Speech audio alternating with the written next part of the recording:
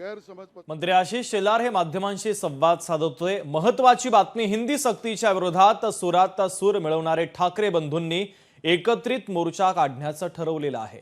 मात्र हा मोर्चा एकच आणि एकत्र काढणार असल्याची माहिती खासदार संजय राऊतांनी दिली। मराठीच्या मुद्द्यासाठी एकत्र असावं अशी भूमिका उद्धव ठाकरेंनी मांडली। तसंच मोर्चा संदर्भात राज ठाकरे यांनी मला फोन केला असल्याचं देखील संजय राऊतांनी म्हटलेलं आहे। त्यामुळे 5 जुलैला होणाऱ्या या मोर्चामध्ये राज ठाकरे आणि उद्धव ठाकरे एकत्र आल्याचं पाहायला मिळणार का, या संदर्भातली उत्सुकता आता शिगेला पोहोचलेली आहे। भाषा धोरणाच्या नावाखाली आमच्या लहान मुलांवर मातृभाषेत शिक्षणाचं सोडून द्यावं, ते आमचं आम्ही बघू। एक तिसरी भाषा हिंदीच्या नावानं लादली जाते, हे ओझं आमच्या मुलांना पेलवणार नाही, अशा सर्व भाषा तज्ज्ञांचं मत आहे। फक्त महाराष्ट्रात नाही तर या देशातल्या अनेक राज्यातून ही भूमिका आहे। फक्त हिंदीला विरोध आहे म्हणून आमची भूमिका नाही आहे, आमचा हिंदीला विरोध नाही आहे भाषा म्हणून।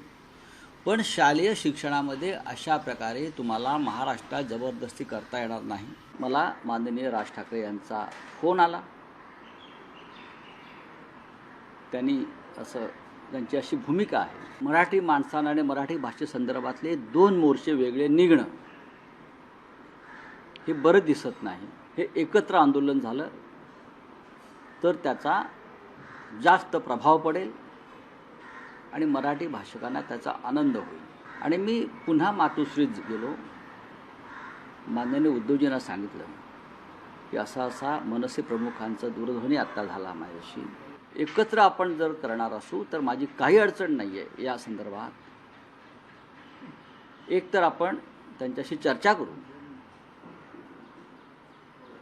7 तारखेत त्याने सहभागी व्हावं आमच्या मोर्चामध्ये, किंवा ही तारीख आपण 5 तारखेला करावी।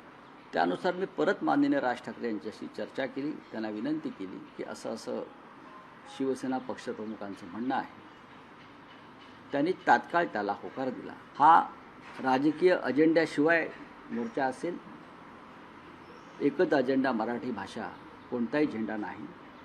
आणि आपण सगळे त्याच्यामध्ये मराठी भाषिक म्हणून सहभागी होऊ आणि त्याला माननीय उद्धव ठाकरे साहेबांनी मान्यता दिली। ते मनाने एकत्र आलेलेच आहेत। संयुक्त महाराष्ट्राच्या लढ्यात ज्याप्रमाणे आम्ही सगळे एकत्र आलो, मतभेद विसरून राजकीय, त्या प्रकारचा लढा उभं करण्याची गरज दोन्ही प्रमुख ठाकरेंना वाटते आहे आणि त्यात काही चुकीचं असं मला वाटत नाही। त्याच पद्धतीचं आक्रमण मुंबईवर होते, मुंबई ओढण्याचं, मुंबई तोडण्याचं, मराठी माणसाला हद्दपार करण्याचं। त्यावेळेलाही मग संयुक्त महाराष्ट्राची समिती स्थापन झाली, त्यात सगळेच पक्ष एकत्र आले आणि तो लढा दिला। आताही आम्हाला त्याच पद्धतीनं लढावं लागेल आणि या लढ्याचं नेतृत्व शेवटी ठाकरेंनाच करावं लागेल। लोकशाही मराठी, ऐका, पहा, जागरूक रहा।